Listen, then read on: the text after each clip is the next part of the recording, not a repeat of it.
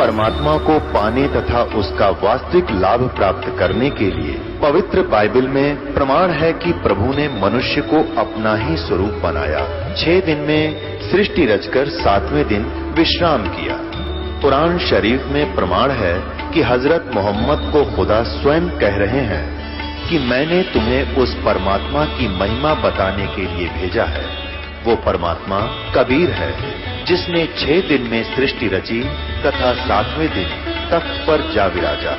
उसकी खबर किसी बाखबर से पूछकर तो देखो। कृपया अवश्य सुनिए जगत गुरु तत्वदर्शी संत रामपाल जी महाराज के अमृत वचन। तो पुण्यात्माओं, सत्संग में आने से ये ज्ञान होता है परमात्मा क्या बताना चाह रहे हैं। इस झूठे सुख को सुख कहे ये मान रहा मन मोदे, ये सकल तबीना काल का भाई कुछ मुख में कुछ गोद। बेटा जाया खुशी हुई ये खूब बजाए थाल, थाली पीटा करें। किसी का लड़का हो जाना उन्हें थालियां कह लाठी डंडी मारा टन्ना टन टन्ना टन, तो अड़ोस पड़ोस में जो पता तो होता है उनका कोई बच्चा होने वाला है पुत्र वधू का, तो समझ जाते हैं थालियां के डंडी मारा करें, थाली बजाया करें। तो ये एक प्रतीक होता है कि उनका लड़का हो गया। और राजा लोग बैंड बाजे बजाया करते, उनका तो वरना आगे बहुत बड़ी सेनाई बाजा करती थी। छोरा हो जाए जब लड़का हो जाता था। गरीब आदमी अपने थाली पीट के खुशी प्रकट किया करते हैं। अब परमात्मा कहते हैं बेटा जाया खुशी हुई और खूब बजाए थाल, ये तो आना जाना लगा हुआ जो कीड़ी का नाल। लाख गिरा से नित उठ दूती, माया आद तकत की कूती। 1.25 लाख घड़िए नत भंडे, हंसा उत्पत्ति पर ले डंडे। परमात्मा कहते हैं ये काल और दुर्गा 1 लाख प्राणियों को यू काल डेली खावे है, या दुर्गा इसका सहयोग देती है। आदि माया कहते हैं इसको। और 1.25 लाख का उत्पत्ति डेली कर रहे हैं। परमात्मा याद दिला रहे हैं कि यहाँ आने वाले जन्म लेने वाले प्राणियों का और यहाँ से मृत होकर ऊपर जाने वालों का एक ही रास्ता है। 1 लाख डेली ऊपर जा रहे हैं काल के पास और 1.25 लाख वहां से जन्म लेने के लिए आ रहे हैं। परमात्मा कहते हैं ये थाड़ पीट के खुशी मना ली। बेटा जाया खुशी हुई खूब बजाए थाल, ये तो आना जाना लगा हुआ है जो कीड़ी का नाल। कीड़ नाल आपने देखा होगा, कीड़ी लाखों कीड़ी इधर भाग रही है, लाखों इधर भाग रही है, नौकती खखाट ठा रखे। ऐसे ही कहते हैं एक लड़का हुआ एक व्यक्ति का कई वर्ष पाछे 10-12 वर्ष शादी के, और उसके दादाजी ने, यानी जो लड़का हुआ उसके दादाजी ने आस पास के 10, 12, 15, 20 गांवों को इकट्ठा कर जश्न मनाया, पार्टी दी। और अगले वर्ष जन्मदिन से पहले उसकी मृत्यु होगी, उसी पुत्र की, लड़के की। ये टक्कर मार मार कर रो रहे हैं। परमात्मा कहते हैं बेटा जाया खुशी हुई तन खूब बजाए थाल, ये तो आना जाना लगा हुआ है जो कीड़ी का नाल।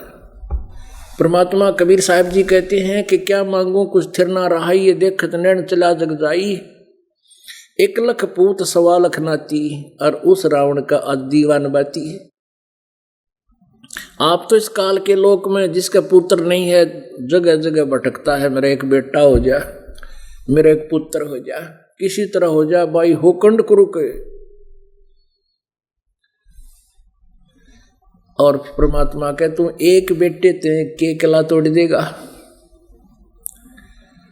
1 लख पूत 1.25 लाख नाती, 1 लाख बेटे थे उस रावण के, और 1.25 लाख उसके रिश्तेदार, एक से एक बढ़कर बहुत बढ़िया ताकतवर धनवान। क्या मांगू कुछ थिर ना रहाई। परमात्मा हमें याद दिलाते हैं कि तुम हमसे क्या मांगने आते हो। कुछ भी स्थायी वस्तु आप नहीं मांग रहे, आप तो खिलौने मांग रहे हो और ये खिलौने कुछ दिन में टूट जाते हैं, फिर बच्चों की तरह टक्कर मारते हो, रोते हो। क्या मांगू कुछ थिर ना रहाई, ये देखत नैन चला जग जाई। आख्या आगे दुनिया जान लागरी कि तब 20 मर गए, किसी 30 मर गए, किसी कारण से कि तब भूकंप थे। और परमात्मा कहते हैं 1 लख पूत 1.25 लाख नाती उस रावण के दीवान बाती। तो पुण्यात्माओं, इस काल के लोक में हम जिन वस्तुओं की डिमांड भगवान से करते हैं, ये कबीर भगवान वो तो आपको बिना मांगे दे देगा। आप केवल एक ही वस्तु मांगो, भक्ति दान गुरु दीजियो, देवन के देवा हो, और जन्म पाया बोलो नहीं, करहूं पद सेवा हो। दूसरी केवल इतनी मांगो, साईं इतना दीजियो जिसमें कुटुंब समावे, हम भी भूखे ना रहें, अतिथि न भूखा जावे। इतना मांगो मालिक से कि हम भी भूखे ना रहें, अतिथि ना भूखा जावे। कबीर साहब ने यही एक रोल कराया था। प्रत्येक युग में परमात्मा एक ऐसा लीला में जीवन जीते हैं जो हमें एग्जाम्पल देकर जाते हैं, उदाहरण छोड़ जाते हैं कि यदि तुमने परमात्मा पाना है तो इस तरह रहना। अब जुल्हे का काम करके दिखाया मालिक ने। सबसे गरीब सतिथि, निर्धन सतिथि में रहे, लेकिन भक्ति के नियमों पर अटल रहे, रहकर दिखाया, हमारे लिए एग्जाम्पल दिए। और फिर जिस समय परमात्मा ये अपना कर्तव्य कर्म था, ये काम भी करते थे, कार्य भी करते थे जुल्हे का, और साथ में जिस उद्देश्य को वो लेकर आते हैं वो भी कर रहे थे। वो तत्वदर्शी संत की भूमिका भी कर रहे थे, और इन नकली संतों की पोल पाड़ा करते थे। ये नकली ऋषि महर्षि बताया करते थे कि ब्रह्मा विष्णु महेश अजरो अमर हैं। परमात्मा कहते थे नहीं, तुम झूठ बोल रहे हो, तुम बरगला रहे हो इन भोली आत्माओं को। ब्रह्मा विष्णु महेश नासवान है। अब पुण्यात्माओं, 600 वर्ष पहले ये बात कोई गली में किताब खड़ा होकर कह दे चौराहे पे रुके मार के, तो पिटन के काम तो थे। क्योंकि इन नकली गुरुओं ने इतना भ्रमित कर दिया था कि कर रखा था कि ब्रह्मा विष्णु महेश अजरो अमर है, सर्वेश्वर है, महेश्वर है, मृत्युंजय कालजय, इनके कोई माता पिता नहीं, ये सर्वेश्वर है। और परमात्मा 600 वर्ष पहले कहा करते ये नासवान है, इनकी जन्म मृत्यु होती है, ये अजरो अमर नहीं है, ये केवल आपको किया हुआ वर्क डन ही दे सकते हैं। जैसा कर्म करोगे वैसा ही फल देंगे आपके भाग्य में। आपकी जीवन में प्रारब्ध में यदि कोई पाप है, उसके कारण दुख है, ये नहीं टाल सकते। केवल परमात्मा कहा करते हम आपके पाप का नाश कर सकते हैं, आपके सब विघ्नों को दूर कर सकते हैं, जैसा वेद बताते हैं। लेकिन उस समय 600 वर्ष पहले परमात्मा ने ढोल के डंके पर सच्चाई कही थी, इतना विरोध हो गया भगवान का, पूछो मत। और पुण्यात्मा, वही रिहर्सल इस दास के साथ होगी थी। क्योंकि ये जो नकली गुरु ऋषि आचार्य होते हैं, महर्षि नकली झूठे, इन्होंने अपनी रोजी रोटी से ही मतलब होता है। इनका जनता से कोई लेन देन नहीं होता, ये मरो चाहे जियो, इनके उद्धार का इनका कोई उद्देश्य नहीं होता। और ये बोलते इतने मीठे हैं, इतने अच्छे लगते हैं जनता को, जैसे ये महर्षि पढ़े हैं, संत अच्छे हैं। और कबीर जी एक जुल्हा, अशिक्षित, निरक्षर, और वो ये कहे ब्रह्मा विष्णु महेश नासवान है, इनकी माता है दुर्गा और पिता है ज्योति, निरंजन काल, इनका जन्म मृत्यु होता है। और आज से 600 वर्ष पहले, तो इतना विरोध हो जाना कोई बड़ी बात नहीं थी जितना प्रभु का हुआ। और अब यही रिहर्सल इन नकलियों ने कोशिश की इस दास के साथ, झूठ बोल बोल के रामपाल झूठ बोल रहा है, ब्रह्मा विष्णु महेश को नासवान बताता है और महर्षि दयानंद को वेद ज्ञानहीन बताता है। इस तरह उन्होंने बहुत सी अफवाहें फैलाकर जनता को बरगलाया। लेकिन अब वो समय नहीं रहा, जनता शिक्षित होगी, सद्ग्रंथ हमारे पास उपलब्ध है, हम इसको देख करके अब संतुष्ट हो गए। उस जो उफान इन लाया था उसका छाला सा बैठ गया।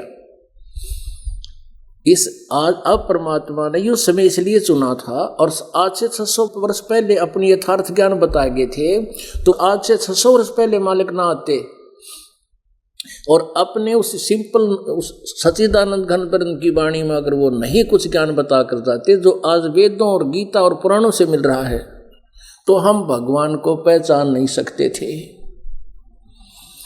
वेद वही बताते हैं, वो परमात्मा अपने निज स्थान से एक देश से, एक देशीय है भगवान, सतलोक में रहता है, तीसरे मुक्ति धाम में रहता है और वहां से चलकर आता है। किस उद्देश्य से आता है? ज्ञान बताने के लिए। तो 600 वर्ष पहले मालिक अपनी सच्चिदानंद घन ब्रह्म की वाणी में, कबीर वाणी में वो ज्ञान दे कर गए थे कि 3 पुत्र अष्टंगी जाए, ब्रह्मा विष्णु शिव नाम धराए। और वही आज पुराणों में प्रमाण मिल गया। ये देखिएगा, देवी भागवत में दिखाते हैं आपको। ये गीता प्रेस गोरखपुर से प्रकाशित है।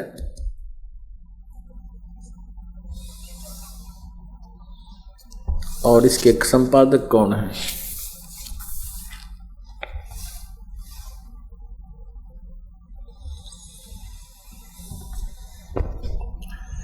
हनुमान प्रसाद पोदार, चिमनलाल गोस्वामी।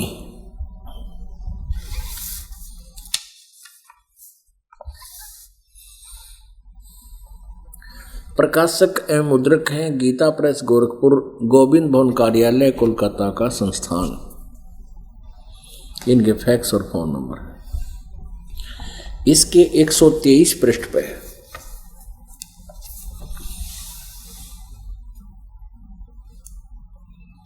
एक 123 पृष्ठ पे तीसरा सकंद है। विष्णु जी अपनी माता दुर्गा की स्तुति करते हुए अपनी सतीथि स्वयं ही स्पष्ट कर रहे हैं, तुम शुद्ध स्वरूपा हो, यह सारा संसार तुम्हीं से उद्भासित हो रहा है। मैं ब्रह्मा और शंकर हम सभी तुम्हारी कृपा से विद्यमान हैं। हमारा आविर्भाव माने जन्म और तिरोभाव माने मृत्यु हुआ करता है। हमारा तो आविर्भाव माने जन्म, तिरोभाव माने मृत्यु होता है। हम तो जन्मते और मरते हैं, अविनाशी नहीं हैं। केवल तुम ही नित्य हो, जगत जननी हो, प्रकृति और सनातनी देवी हो। भगवान शंकर बोले, देवी यदि महाभाग विष्णु तुम्ही से प्रकट हुए हैं तो उनके बाद उत्पन्न होने वाले ब्रह्मा भी तुम्हारे बालक हुए। फिर मैं तमोगुणी लीला करने वाला शंकर क्या तुम्हारी संतान नहीं हुआ? अर्थात मुझे भी उत्पन्न करने वाली तुम ही हो। शिवे संपूर्ण संसार की सृष्टि करने में तुम बड़ी चतुर हो। इस संसार की सृष्टि, स्थिति और संहार में तुम्हारे गुण सदा समर्थ हैं। उन्हीं तीनों गुणों से उत्पन्न हम ब्रह्मा विष्णु एवं शंकर नियम अनुसार कार्य में तत्पर रहते हैं। अपने आत्माओं, इस पवित्र देवी पुराण ने सारी समस्या हल कर दी। इसमें 4 कंसेप्ट क्लियर हो गए, 4 पॉइंट क्लियर हो गए, 4 विषय क्लियर हो गए। एक तो ब्रह्मा विष्णु महेश नासवान है, अमर नहीं, अजर नहीं, मृत्युंजय कालजय नहीं है। और दूसरे दुर्गा इनकी माता है तीनों की। और तीसरा यह है कि रजगुण ब्रह्मा, सद्गुण विष्णु, तमगुण शिव जी। और चौथा ये हो गया, ये केवल नियमित कार्य ही कर सकते हैं। जो आपके संस्कार में है वही आपको दे सकते हैं, आपके पाप नाश नहीं कर सकते। अब वो पाप नाश करने वाला कौन है? अजर अमर भगवान कौन है? गीता जी अध्याय नंबर 18 के श्लोक नंबर 62 में कहा है, हे अर्जुन, गीता ज्ञानदाता कहता है, अर्जुन तू सर्वभाव से उस परमेश्वर की शरण में जा जिसकी कृपा से तू परम शांति और सनातन परम धाम को प्राप्त होगा।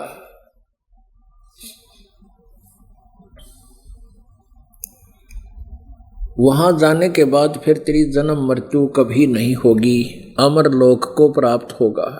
श्रीमद् भगवत गीता जी अध्याय नंबर 15 के श्लोक नंबर 1 से 4 और 16-17 में स्पष्ट किया हुआ है कि ऊपर को जड़ वाला और नीचे को तीनों गुण रूपी शाखा वाला।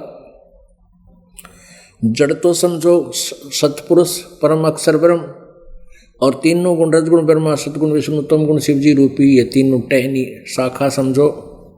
और उसमें बताया है कि जो संत इस उल्टे लटके हुए संसार रूपी वृक्ष की जड़ कौन है, तना कौन प्रभु है, और डार कौन है, और शाखा कौन है, पत्तों सहित बता दे। स वेदवित, वो वेद के तात्पर्य को जानने वाला तत्वदर्शी संत है। तत्वदर्शी संत के प्राप्ति के उपरांत तत्व ज्ञान रूपी शस्त्र के द्वारा इस अज्ञान रूपी शत्रु को काट कर खत्म करके 15वें अध्याय के चौथे श्लोक में कहा कि उसके पश्चात परमेश्वर के यानी उस परम अक्षर ब्रह्म के उस परम पद की खोज करनी चाहिए, जहां जाने के बाद ये प्राणी कभी लौटकर संसार में नहीं आते। और गीता ज्ञानदाता कहता मैं भी, और जिसने सारे ब्रह्मांडों की रचना की है, जो कुल का सृजनहार है, और उसमें लिखा कि गीता ज्ञानदाता कहते मैं भी उसी की शरण में हूं। ऐसा निश्चय करके केवल उसी की भक्ति करनी चाहिए। गीता जी अध्याय नंबर 15 के श्लोक नंबर 16-17 में 3 प्रभु बताए हैं, 3 पुरुष बताए हैं, 3 ब्रह्म बताए हैं। एक सरपुरुष कहो, इसे सरपुरुष कहो चाहे सरब्रह्म कहो, सरब्रह्म शर, और अक्षर पुरुष कहो चाहे अक्षर ब्रह्म कहो, और तीसरा परम अक्षर ब्रह्म, वो उत्तम पुरुषत्व अन्य। तो इसमें ये बताया गया कि अविनाशी परमात्मा कौन है, जो पाप नाश करता है वो भगवान कौन है। इन ब्रह्मा विष्णु महेश की तो बहुत नीचे स्थिति रह जाती है। कबीर साहब कहते हैं 3 लोक का राज है ब्रह्मा विष्णु महेश, ऊंचा धाम कबीर का वाणी विरह विदेश।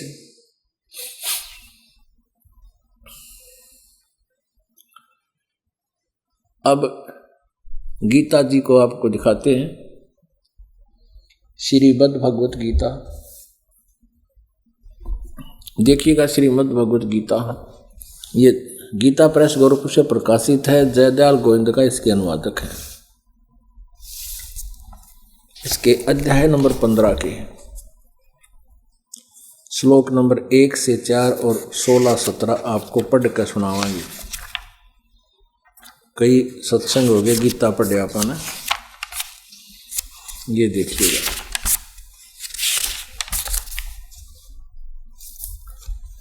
अध्याय यह है 15वां अध्याय, 15वां अध्याय। इसमें बताया है कि 15वें अध्याय का प्रथम मंत्र है, ऊर्ध्व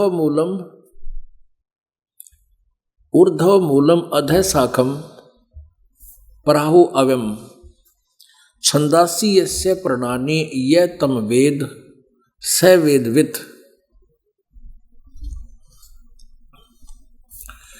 इसको फिर पढ़िए ध्यान से। ऊर्ध्व मूलम, ऊर्ध्व माने ऊपर को, जड़ वाला, अधः शाखम नीचे को शाखा वाला, अश्वत्थम प्राहु अव्यम ये एक संसार रूपी पीपल का वृक्ष समझो जो अविनाशी है। और छंदासी यस्य प्रणानि, छंद अलग अलग छंद यानी भाग विभाग उसके पत्तों सहित, पत्ते आदि ये तम वेद जो उसको उस अंधकार अज्ञान अंधकार में छपे हुए उस परमात्मा संसार रूपी वृक्ष के परमात्मा के विषय में जानता है। स वेदवित्, इस संसार रूपी वृक्ष के जिसको कोई नहीं जानता, वो अज्ञान अंधकार में छुपा हुआ है, उस ज्ञान को जो बता दे स वेदवित, वेदवित माने वेद के तात्पर्य को जानने वाला अर्थात तत्वदर्शी संत है। तो तत्वदर्शी संत की पहचान बताई है इसमें। आदि पुरुष परमेश्वर मूल वाले, अधः शाखम यानी जड़ते उस पर संसार रूपी वृक्ष की, यानी ऊपर सतलोक में तीसरे धाम में, तीसरा धाम जो है वो तो जड़ है, और नीचे शाखा है। ऊर्ध्व मूलम आदि पुरुष परमेश्वर रूप मूल वाले, रूपी मूल वाले, और अधः शाखम इन्होंने ये गलत अनुवाद किया है। अधः माने ब्रह्मा रूप मुख्य शाखा लिख दिया इन्होंने, नहीं, ये देखिएगा अध्याय श्लोक नंबर 2 में अधः और अधः 2 बार है, इनका अनुवाद इन्होंने ही आगे किया है। यह देखिएगा इसका, अधः माने नीचे, अधः नीचे, और अधः माने नीचे। अब देख कितना सुथरा अनुवाद हो जाएगा, यहां देखिएगा। 15वें अध्याय का हम प्रथम मंत्र फिर पढ़ते हैं। ऊर्ध्व मूलम, ऊर्ध्व माने ऊपर को, ऊपर को लिखना था, ऊपर को आदि पुरुष परमेश्वर रूप मूल वाले। अधः शाखम नीचे को शाखा वाला, तीनों गुण रूपी शाखा वाला, ऐसा लिखना था। अश्वत्थम संसार रूपी पीपल के वृक्ष को अविनाशी प्राहु माने कहते हैं। छंदासी वेद जिसके पत्ते कहे गए हैं, ये छंद यहाँ वेद नहीं होते, यानी उसके अलग अलग छंद बंद, अलग अलग से विभाग, पत्ते आदि जो कहे गए हैं। अज्ञान रूप अंधकार में छुपे हुए उस संसार रूपी वृक्ष को जो पुरुष मूल सहित तत्व से जानता है, स वेदवित, वह, स माने वह वेद के तात्पर्य को जानने वाला है। पुण्यात्मा, श्रीमद् भगवत गीता अध्याय नंबर 4 के श्लोक नंबर 34 में कहा है कि जो गीता अध्याय नंबर 4 के श्लोक नंबर 32 में सच्चिदानंद घन ब्रह्म की वाणी रूपी तत्व ज्ञान का जिक्र किया है कि उस सच्चिदानंद घन ब्रह्म की वाणी में, उस तत्व ज्ञान में बहुत विस्तार के साथ धार्मिक अनुष्ठान यज्ञों की जानकारी दी गई है। वो तत्व ज्ञान है।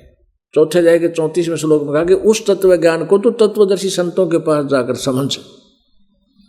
और यहाँ बताइए वो तत्वदर्शी संत की पहचान, वो तत्वदर्शी संत होगा कैसा? तो वो भूमिका परमात्मा ने स्वयं ही की थी। आप पे आरती, आप पे साजे, आप पे किंगर, आप पे बाजे, आप पे ताल, हाँ जनकारा, आप नचे अब देखण हारा, कह कबीर से आरती गाऊं, आपा मध्य आप समाऊं।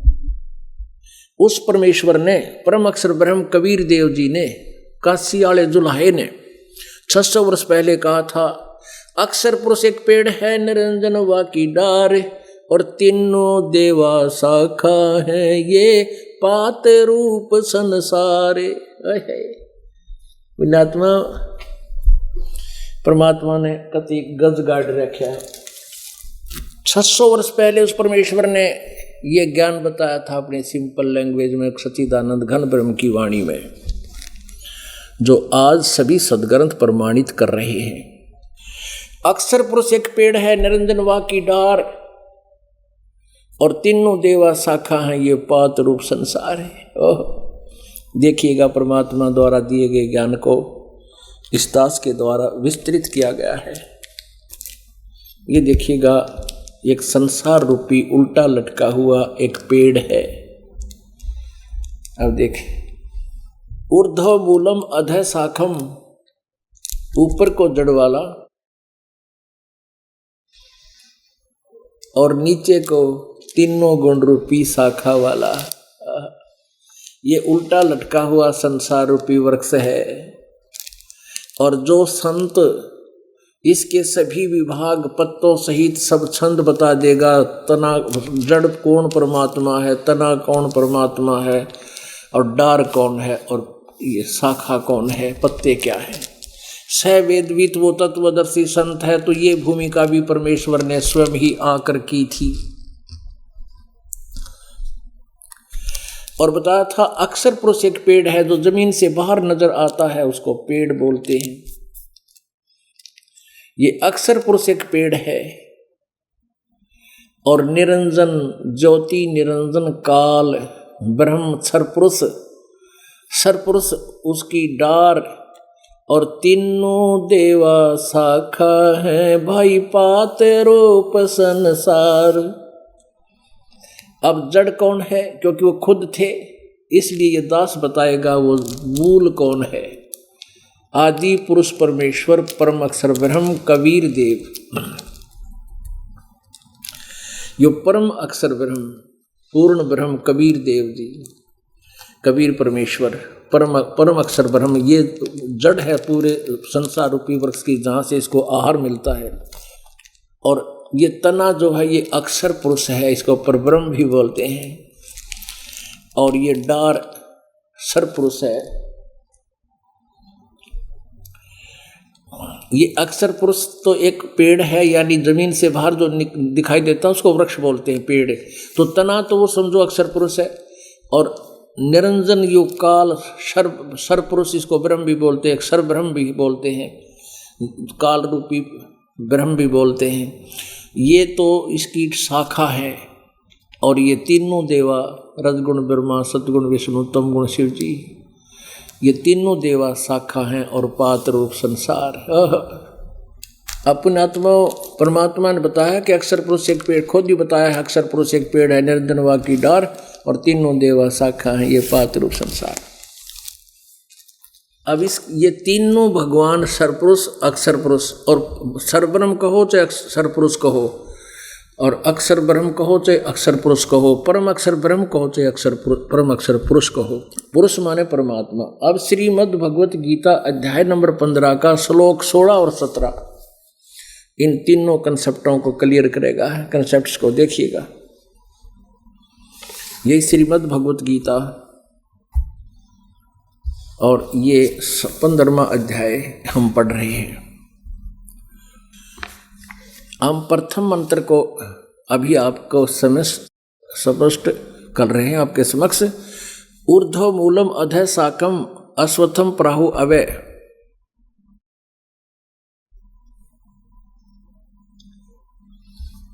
ऊर्ध्व मूलम अधः शाखम अश्वत्थम प्राहु अवय छंदासी यस्य प्रणानी ये तम वेद स वेदवित। ये हमने क्लियर कर लिया कि ऊपर को आदि पुरुष परमेश्वर रूपी मूल, यानी ऊपर को तो जड़ है उस संसार रूपी वृक्ष की, वो पूर्ण परमात्मा तो जड़ समझो, मूल समझो। और अधः शाखम नीचे को शाखा वाला, ये संसार रूपी पीपल के वृक्ष को अविनाशी कहते हैं, वेद जिसके पत्ते कहे गए हैं। और उस संसार रूप वृक्ष को जो पुरुष मूल सही तत्व से जानता है वह वेद के तात्पर्य को जानने वाला है। अब दूसरे में कितना कमाल कर दिया है। अधः च ऊर्ध्वम प्रसरता तस्य शाखा गुण प्रवर्धा विषय प्रवाला अधः च मूलानि अनुसंततानि कर्मानुबंधिनी मुनिश्लोके। उस संसार वृक्ष की तीनों गुण रूप जल से बड़ी हुई शाखा हैं, जल से बड़ी ये तीनों गुण रूपी शाखाएं हैं। बस इतना ही काफी है। तीसरे इन्होंने अपनी सोच अड़ा रखी है, देवता फलाना विषय विकारों वाली शाखा है, तीनों गुण रूपी शाखा हैं। नीचे और ऊपर सर्वत्र नहीं, ऊपर स्वर्गलोक में पृथ्वी लोक पर ज्ञान बोला जा रहा है, नीचे पाताल लोक में, इन तीनों लोकों में फैली हुई है। और मनुष्य लोक में कर्मों के बंधन में बांधने की ये मुख्य कारण है, जड़े हैं, मूल हैं। तीनों गुण रजगुण ब्रह्मा सतगुण विष्णु तमगुण शिव जी, हमें यहाँ कर्मा के अनुसार बांधे रखने की भी ये मुख्य कारण है। मूलानी यहाँ वृक्ष की जड़ नहीं, ये मुख्य वासना रूपी जड़ है, ये मूल है, ये हमें यहाँ बांधने की मुख्य कारण है, रोके रखने के। और नीचे और ऊपर सभी लोकों में नहीं, केवल नीचे और ऊपर, नीचे पाताल लोक में, ऊपर स्वर्ग लोक में इनकी सत्ता है। अब यहाँ एक प्रसंग क्लियर करना पड़ेगा एक के रजगुण ब्रह्मा है, सतगुण विष्णु तमगुण शिव जी। अब ये कंसेप्ट क्लियर करना या जरूरी हो गया, ये प्रमाण दिखाना आवश्यक हो गया, लालटेन दिखानी पड़ेगी, नहीं तो यह समझना होगा कि रजगुण ब्रह्मा, सतगुण विष्णु, तमगुण शिव जी है और गीता जी में इन्हीं का संकेत है। ये देखिएगा श्रीमद् देवी भागवत हिंदी टीका सहित भाग 1, और ये कहाँ से प्रकाशित है? अथ देवी भागवतम सभाष्टिकम सहमातम, खेमराज श्री कृष्ण दास प्रकाशन, बंबई।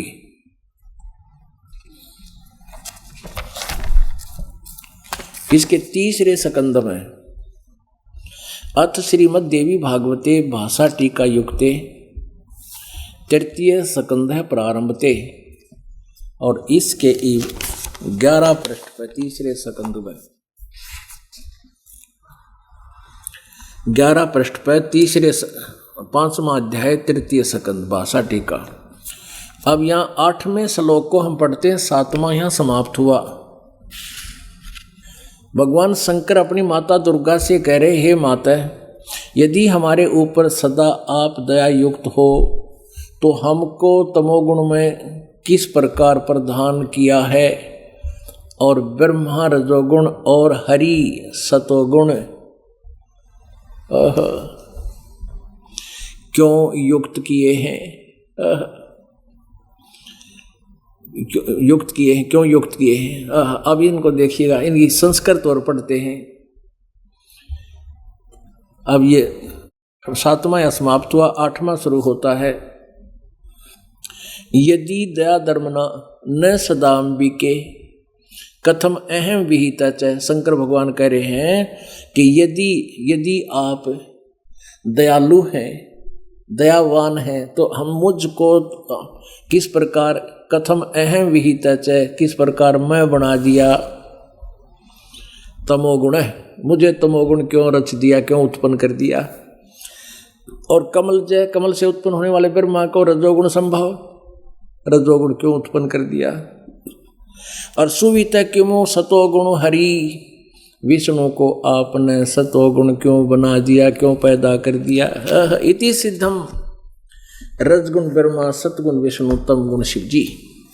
अब पढ़िए इस पवित्र शास्त्र श्रीमद् भगवत गीता को, एकदम हृदय में समा जाएगा आपके ये सच्चा ज्ञान। अब देखिएगा वही श्रीमद् भगवत गीता अध्याय नंबर 15 का श्लोक नंबर हम दूसरा पढ़ेंगे।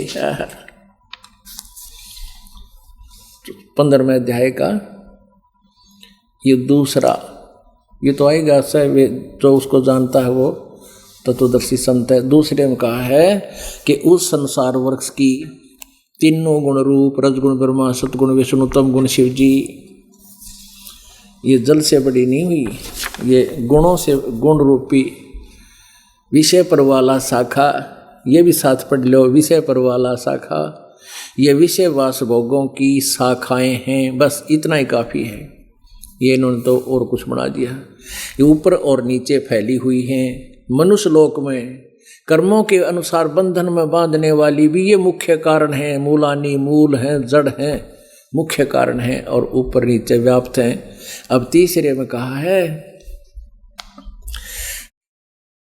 इस संसार वृक्ष का स्वरूप जैसा कहा है तथा वैसा यहाँ विचार काल में नहीं पाया जाता, क्योंकि न तो इसका आदि है और न इसका अंत है, और न ही इसी प्रकार स्थिति ही है। इसलिए इस सुविरुद्ध मूलम, यानी जड़ जो है, मूल जो है ऊपर, वो सतलोक तो अविनाशी है, परमात्मा जो जहाँ रहता है वो जड़ तो उसके अविनाशी भगवान है। दृढ़ मूल वाले यानी अविनाशी परमात्मा रूपी जड़ वाले इस संसार रूपी पीपल के वृक्ष को असंग शस्त्रेण छित्वा, वैराग्य रूप शस्त्र द्वारा काट कर नहीं, तत्व ज्ञान रूपी शस्त्र द्वारा काट कर। अब फिर देखो गीता ज्ञान दाता कहता है कि इस संसार वर्ष का यानी सृष्टि रचना के विषय में मैं परिचित नहीं हूँ, और इसका यहाँ विचार का वैसा यहाँ विचार काल में तेरे और मेरे गीता जी के ज्ञान के डिस्कशन में नहीं पाया जाता, क्योंकि मुझे इसकी कोई अच्छी तरह स्थिति का ज्ञान नहीं है। और इसका उस तत्व गीता जी अध्याय नंबर 4 के श्लोक नंबर 34 में जिस तत्वदर्शी संत की तरफ संकेत किया है, तो उसके लिए बताया है, उससे तत्व ज्ञान समझ के उसके पश्चात तत्व ज्ञान रूपी शस्त्र को द्वारा इसे काट कर ये 15वें अध्याय का 4था श्लोक है। 15वें अध्याय का ये 4था श्लोक है। उसके पश्चात उस परम पद रूप परमेश्वर को भली भांति खोजना चाहिए, जिसमें गए हुए पुरुष फिर लौटकर संसार में नहीं आते, अर्थात उनका कभी जन्म मृत्यु नहीं होता। और जिस परमेश्वर से यानी गीता ज्ञान दाता से कोई और है ये परमेश्वर, जिसके विषय में गीता ज्ञान दाता कह रहा है ठोक के, जिस परमेश्वर ने संसार रूपी पुरातन माने इस आदि संसार रूपी वृक्ष की पुराने पहले वाले इस सारे संसार रूपी वृक्ष की प्रवृत्ति विस्तार को प्राप्त हुआ, यानी जिसने सब ब्रह्मांडों को रचा है, उसी आदि पुरुष नारायण के मैं शरण हूं। इस प्रकार दृढ़ निश्चय करके उस परमेश्वर का मनन और निधि ध्यान करना चाहिए। अपने आत्माओं इस 4थे श्लोक में कंप्लीट कति क्लियर कर दिया कि उस परम पद परमेश्वर की खोज करनी चाहिए, जहां जाने के बाद फिर कभी जन्म मृत्यु नहीं होता। और जिस परमेश्वर से इस पुरातन संसार रूपी वृक्ष की प्रवृत्ति विस्तार को प्राप्त हुई, अर्थात जिसने इसकी रचना की है, और उसी की मैं शरण हूं, मैं भी उसी की शरण में हूं। इस प्रकार दृढ़ निश्चय करके उसी की पूजा करनी चाहिए। अपने आत्माओं ये वो अनमोल सदग्रंथ हैं जिनको हम नित्य प्रतिदिन पढ़ते भी थे, अध्याय भी उनके घोट रखे थे, लेकिन हम समझ नहीं पाए, क्योंकि गुरु बिन वेद पढ़े जो प्राणी समझे न सार रहे अज्ञानी, और गुरु बिन काहू न पाया ज्ञान जो थोथा बूछड़े किसाना। हम थोथा बूछड़ा करते हैं, ये ब्रह्मा विष्णु महेश मैर शीर्य ये सारे थोथा बूछड़ा करते, इनको भी वेदों का ज्ञान नहीं था।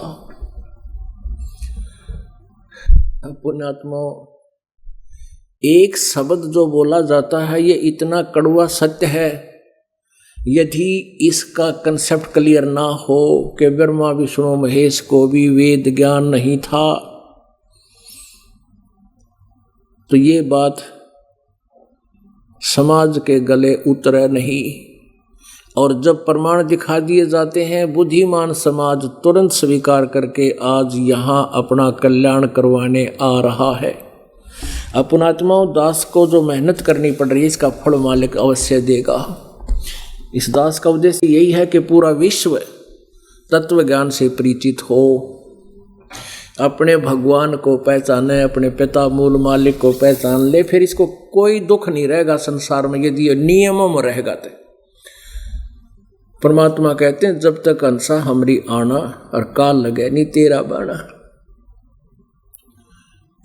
अब जैसे कहते हैं पत्थर, पारस पत्थर और लोहा एक ही स्थान पर रखे नजर आते हैं और वो टच नहीं होते आपस में, चाहे एक बाल जितना भी डिस्टेंस बीच में रह जाए, और दूर से ऐसा लगा जैसे बिल्कुल मिले हुए हैं।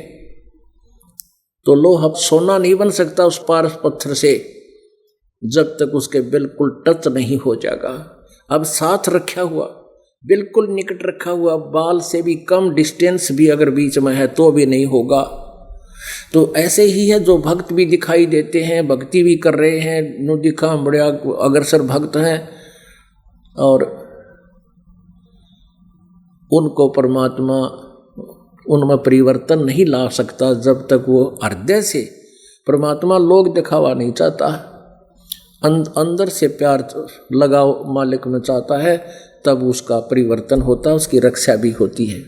परमेश्वर कहते हैं जब लग हंसा हमारी आना, हमारी मर्यादा में रहेगा तो तब लगे नहीं काल तेरा बाण, तीर नहीं लगे तो नहीं कुछ उस पर अटैक कर सकता। जैसे सीता को बता दिया था कि इस रेखा से बाहर ना जाना, तो रावण की हिम्मत नहीं थी उसमें प्रवेश कर जा, वो स्वयं उस रेखा उल्लंघ गई, मर्यादा भंग कर गई, तो उसका दुर्गति हुई। तो ऐसे जब तक हम परमेश्वर की बताए मर्यादा पर चलेंगे तो कोई दिक्कत नहीं, आपको सदा के लिए सुखी कर देगा। अब प्रसंग चल रहा है कि परमात्मा क्या बताना चाहते हैं कि उस पूर्ण परमात्मा वहां जाने के बाद फिर कभी लौटकर संसार में नहीं आते। उस परम अक्षर ब्रह्म की साधना करने से गीता जी अध्याय नंबर 18 के श्लोक नंबर 62 में बताया कि अर्जुन तो सर्वभाव से उस परमेश्वर की शरण में जा जिसकी कृपा से तू परम शांति और सनातन परम धाम को प्राप्त होगा, तेरी फिर मृत्यु नहीं होगी। अपने विषय में गीता जी अध्याय नंबर 4 के श्लोक नंबर 5 में, अध्याय नंबर 2 के श्लोक नंबर 12 में, अध्याय नंबर 4 के श्लोक नंबर 5 और 9 में स्पष्ट कहा है, और गीता जी अध्याय नंबर 10 के श्लोक नंबर 2 में स्पष्ट बताया है कि मेरा जन्म होता है, मेरी मृत्यु होती है, मैं अविनाशी नहीं हूं। कौन? गीता ज्ञानदाता कह रहा है। ये देखिएगा, ये वही श्रीमद् भगवत गीता और अध्याय नंबर 4, ये वही श्रीमद् भगवत गीता और अध्याय नंबर 4 का और श्लोक नंबर 5 आपको दिखाते हैं, और 9 अध्याय नंबर 4 और श्लोक नंबर ये 5 है। इसका अनुवाद यहाँ पर है। हे परंतम अर्जुन, मेरे और तेरे बहुत से जन्म हो चुके हैं, उन सबको तू नहीं जानता, मैं जानता हूं। अध्याय नंबर 4 का ही श्लोक नंबर 9, हे अर्जुन, मेरे जन्म और कर्म दिव्य अर्थात निर्मल और अलौकिक हैं। मेरे जन्म तो है, यानी मेरा जन्म और कर्म है, लेकिन वो दिव्य है, अलौकिक है। अच्छा, अब अध्याय नंबर 2 का और श्लोक नंबर 12 कितना क्लियर दे रखे है। अध्याय नंबर 2 का और श्लोक नंबर 12, न तो ऐसा ही है, न तो ऐसा ही है कि किसी काल में, ऐसा ही है कि मैं किसी काल में नहीं था, यानी मेरा पहले जन्म नहीं था, अथवा तू नहीं था, अथवा ये राजा लोग नहीं थे, और न ऐसा ही है कि इससे आगे हम सब नहीं रहेंगे। और यहाँ 17वें श्लोक में दूसरे अध्याय में स्पष्ट कर दिया, गीता ज्ञानदाता अपने से अन्य को बताता है, वो है अविनाशी, नाश रहित तो उसको जान, यानी तू और मैं तो नाशवान हैं, नाश रहित तो उसको जान जिससे ये संपूर्ण जगत दृश्य वर्ग व्याप्त है, यानी जिसने सारे ब्रह्मांडों की रचना की है, संसार रूपी वृक्ष की प्रवृत्ति जिससे विस्तार से को प्राप्त हुई है, और इस अविनाशी का विनाश करने में कोई भी समर्थ नहीं है। अध्याय नंबर 10 का श्लोक नंबर 2, कितना क्लियर कंसेप्ट कर रही है पवित्र श्रीमद् भगवत गीता जी। ये देखिएगा, अध्याय नंबर 10 का और श्लोक नंबर 2, मेरी उत्पत्ति को लीला से प्रकट नहीं, मेरी उत्पत्ति को न तो देवता लोग जानते हैं न महर्षिजन जानते हैं, क्योंकि मैं सब प्रकार से देवताओं और महर्षियों का आदि कारण हूँ, यानी ये मेरे से ही उत्पन्न हुए हैं। अब पुण्यात्मा इसे सिद्ध हो गया कि गीता ज्ञानदाता नाशवान है, इसका जन्म होता है, इसकी मृत्यु होती है, अविनाशी नहीं है। तो इसके उपासक अविनाशी कैसे हो जाएंगे? ब्रह्म के साधक कैसे अमर हो सकते हैं? सदा के लिए जन्म मृत्यु से छुटकारा कैसे पा सकते हैं? अपने आत्मा परमात्मा ने 600 वर्ष पहले बताया था। अक्षर पुरुष एक पेड़ है, निरंजन वा की डार, तीनों देवा शाखा है, ये पात रूप संसार। अक्षर पुरुष ये दिखाओ, आपको दिखाते हैं 3 भगवान। गीता जी अध्याय नंबर 15 के श्लोक नंबर 16 और 17 में ये देखिएगा।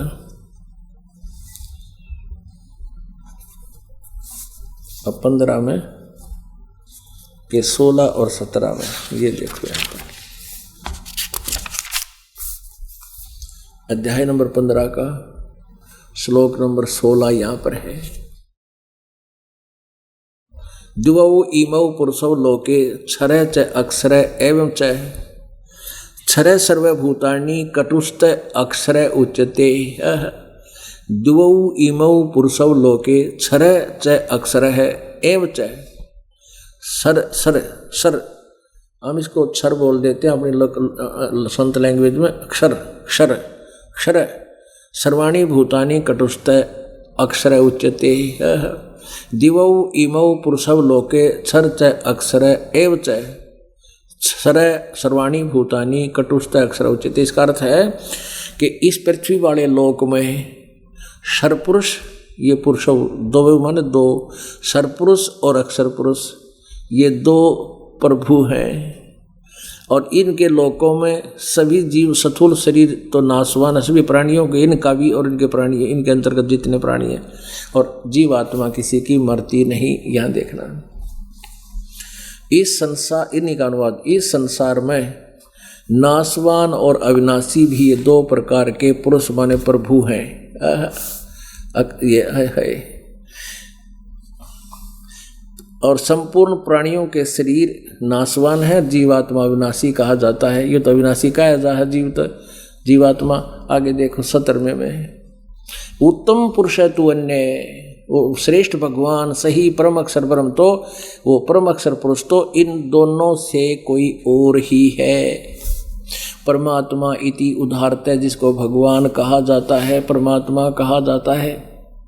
ये लोक तरम आविश्य विभर्ति अवय ईश्वर है, ये जड़ रूपी भगवान है, मूल मालिक है, जो तीनों लोकों में प्रवेश करके सबका धारण पोषण करता है। वो अवय ईश्वर है, अविनाशी परमेश्वर है। उत्तम पुरुष तो अन्य ही है, जो तीनों लोकों में प्रवेश करके सबका धारण पोषण करता है। अविनाशी परमेश्वर परमात्मा कहा जाता है। पुण्यात्माओं, वो परमात्मा है कौन, उसका नाम क्या है? अब इसको वेद स्पष्ट करेंगे। ये यजुर्वेद देखो, कबीर अंगारी असी बम्भारी असी रितधामा सवर ज्योति असी। ये महर्षि दानव सरस्वती द्वारा इसका अनुवाद किया गया है और प्रकाशक है सार्वदेशिक आर्य प्रतिनिधि सभा 2/5 महर्षि दान भवन रामलीला मैदान नई दिल्ली। आर्य भाष्य संपूर्ण 40 अध्याय महर्षि दानंद सरस्वती कृत, ये अनुवाद किया है इन्होंने महर्षि दानंद ने। और मुद्रक है प्रिंस ऑफसेट प्रिंटर्स 1510 पट ऑफ दी हाउस दरियागंज नई दिल्ली से। इसके 5वें अध्याय का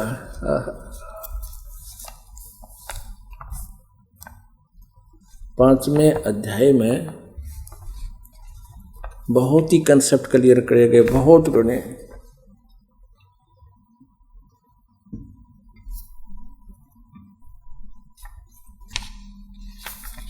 ये देखिएगा 5वां अध्याय,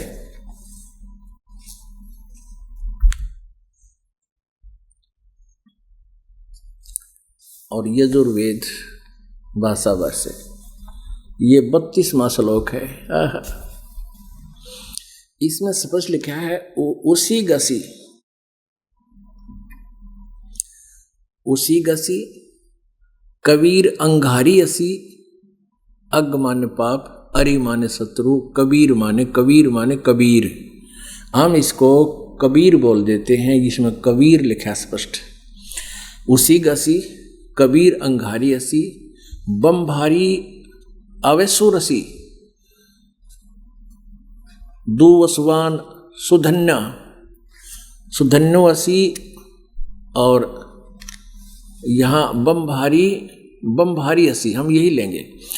और यहाँ लिखा है सम्राट असी हवे सूदनम रित धामासी सवर ज्योति, स्वयं प्रकाशित, सवर ज्योति यानी स्वयं प्रकाशित। इन्हीं का अनुवाद, हे जगदीश्वर जिस कारण से आप, उसी के माने कांतिमान, असी माने हैं, उसी के माने भी कांतिमान का अर्थ होता है तेजोमय शरीर युक्त हैं, और अंगहारी खोटे चलन वाले जीवों के शत्रु। अंग माने पाप, अरि माने शत्रु, अंगहारी माने अग माने पाप होता है, अंगहारी माने खोटे चलन वाले नहीं, पापों का शत्रु, पाप काटने वाले। और कबीर, आप कबीर देव हैं, कबीर हैं, आप कबीर देव हैं। और बमभारी बंधनों के शत्रु, बमभारी बंधन के शत्रु, बंदी छोड़, काल के कैद के कर्म बंधन को काट के काल की बंद से छुड़ाने वाले आप बंदी छोड़ हैं, और आप कबीर असी, आप कबीर हैं, आप कबीर देव हैं। जैसे इसी यजुर्वेद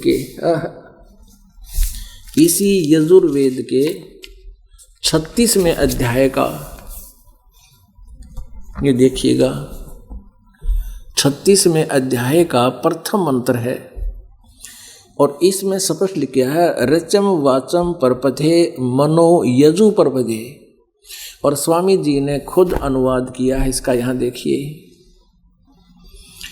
इस यो ब्रैकेट में यजु संस्कृत है, और इसका अनुवाद करते समय यजु शब्द को भी डिफाइन करना पड़ता है अनुवादक ने, कि ये यजु माने यजुर्वेद के विषय में जानकारी है।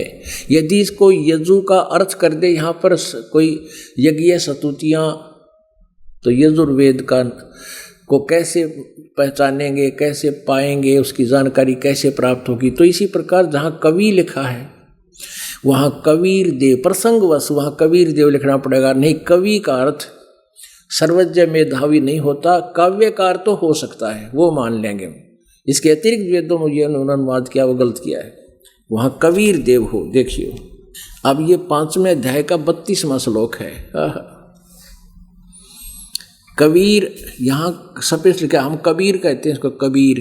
अब ये कबीर अंगारियसी, अंग अग माने पाप, अग माने अंग माने पाप, अरि माने शत्रु, पापों के शत्रु आप, और बमभारी बंधन के शत्रु, बंदी छोड़ काल के बंधन को काटने वाले आप कबीर देव हैं, कबीर देव हैं। असी माने हैं और कबीर माने कबीर देव।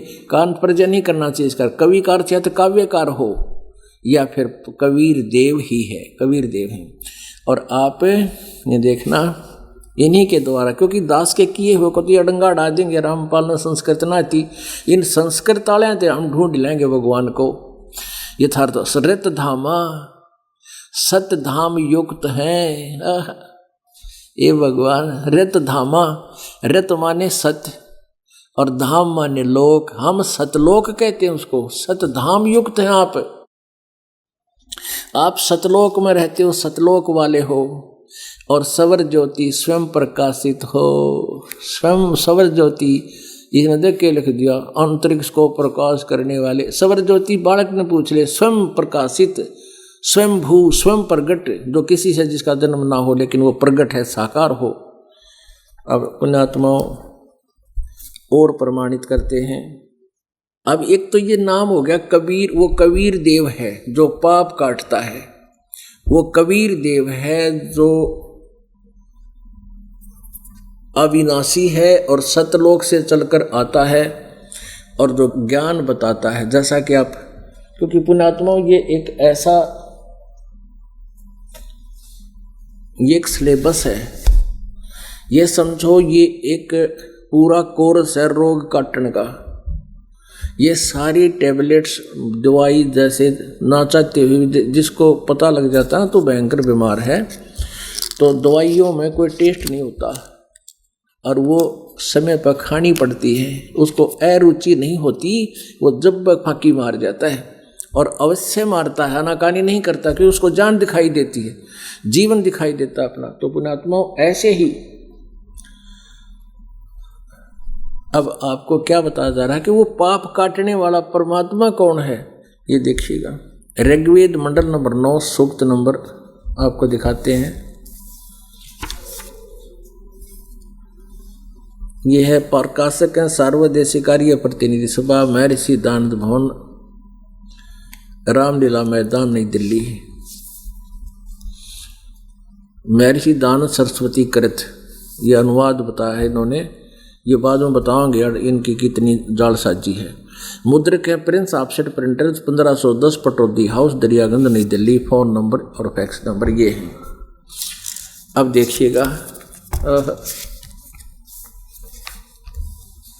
ऋग्वेद मंडल नंबर 9 सूक्त नंबर 20 और मंत्र नंबर 1, इसमें लिखा है कि पर कबीर देव, पर माने परमात्मा, और सबसे पहले प्रगट कबीर देव, इसमें सभी लिखा है कबीर देव। हम इसको कबीर देव बोलने लगे, कबीर साहब कहने, देव माने परमेश्वर, वह परमात्मा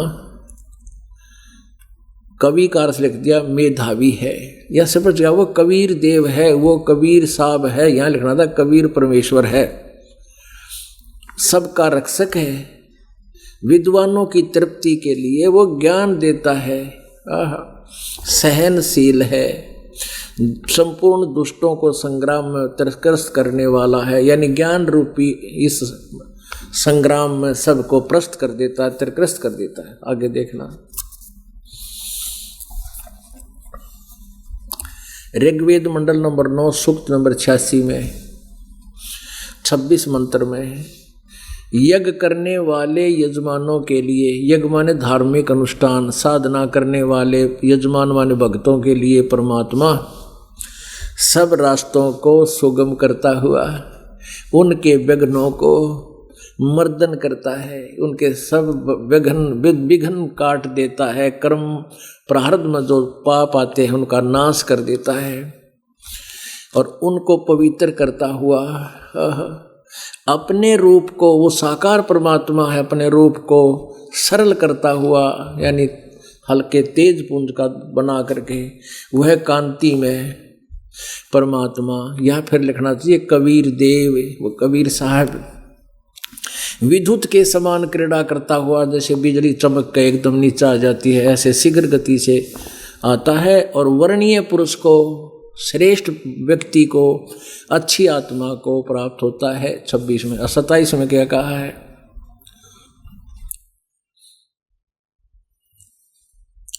जो परमात्मा धूलोक के तीसरे पृष्ठ पर विराजमान है, वो एक स्थान पर रहता है वो परमात्मा, और वो क्या करता है देखिए। अब 9वें अध्याय के 82वें श्लोक में स्पष्ट कर दिया, वो साकार है। ऋग्वेद मंडल नंबर 9 सूक्त नंबर 82 का मंत्र नंबर 1 है, जो सर्व उत्पादक प्रभु, यानी सबकी सृष्टि, सबकी उत्पत्ति करने वाला, संसार रूपी वृक्ष के प्रवृत्ति जिससे विस्तार को प्राप्त हुई है, यानी जिसने सबको संसार को रचा है, प्रकाश रूप यानी तेजो में रूप वाला, सद्गुणों की वृष्टि करने वाला, पापों के हरण करने वाला, वह राजेव, राजा के समान दर्शनीय है। यही लिख रहे हैं आर्य समाज के विद्वान ही, आचार्य ही इसको साकार सिद्ध कर रहे हैं, समान दर्शनीय है, और वह पृथ्वी आदि लोक लोकांतरों के चारों ओर शब्दमान हो रहा है। वह वर्णीय पुरुष को, जो उस श्रेष्ठ भक्त, अच्छी आत्मा को, जो दृढ़ भक्त है, उसको पवित्र करता हुआ मिलता है, यहाँ आकर प्राप्त होता है। जिस प्रकार विद्युत आकाशीय बिजली सने वाले स्थानों पर को आधार बनाकर प्राप्त होता है, जैसे पहले कांसी और थाली हुआ करते, कांसी की थाली और बेले हुआ करते कांसी धातु के, उन पर बिजली अमूमन गिरती थी। तो वर्षा के समय हमारी दादी माँ का कीताई कहा करती, भाई बाहर थाली उठा लो ना बिजली गिर जाएगी, तो वो उस पर गिरती है, उसका उससे अट्रैक्शन है। ऐसे ही परमात्मा अच्छी आत्माओं को ही मिलता है, वर्णीय पुरुषों को, जो दृढ़ भक्त हैं उनको पवित्र करता हुआ प्राप्त होता है। बिजली की तरह, जैसे बिजली अपना आधार बनाकर आती है। दूसरे में देखो, हे परमात्मन, उपदेश करने की इच्छा से आप, यानी सच्चा ज्ञान देने की इच्छा से आप महापुरुषों को प्राप्त होते हो, और आप अत्यंत गतिशील पदार्थ के समान, यानी बहुत तीव्रगामी होकर हमारे आध्यात्मिक यज्ञ को प्राप्त होते हो, हमारे पापों को। आप कबीर देव हैं। अब बंदी छोड़ रह कर, आप कबीर देव हैं। शुद्ध स्वरूप हैं, आपका सुंदर रूप है, पवित्र रूप है। हमारे पापों को दूर करके हे अमर परमात्मा, आप हमको सुख दें।